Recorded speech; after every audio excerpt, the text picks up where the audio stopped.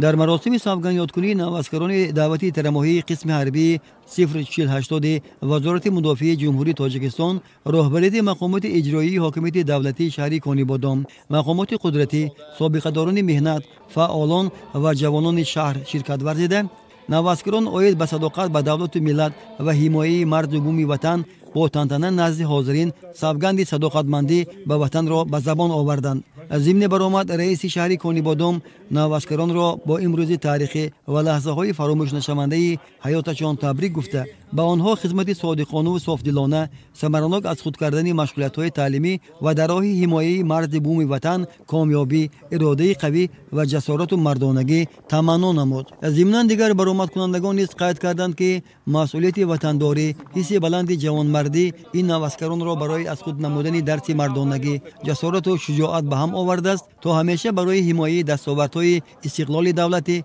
و ننگ و افتخار ملی آماده باشند. قبول سوگند حربی خدمت صادقانه به مادر وطن نشان صداقت، افتخار و شرفمندی، کمال انسانی و بهترین آیین جوانمردی است که از نسل به نسل همچون میراث نیاگان باقی میماند. از این لحاظ با تکیه به تاریخ گذشته در روند خطر و پیامدهای جهانی شوی و گسترش جنایتکاری فراملی، جوانان در ارتش ملی در تحکیم وحدت و یگانگی و ثبات و آرامی تاجیکستان همیشه قدم‌های استوار گذاشته سوگند صداقت به وطن یاد کرده خود را گرامی می‌دارند. همزمان سوگند حربی هر یک سرباز را وادار می‌نماید که دوام خدمت در قوه‌های مسلح جمهوری تاجیکستان با ناموس فرزندی و غرور جوانمردانه وظیفه کنستیتوسیونی خود را سربلندانه اجرا نماید.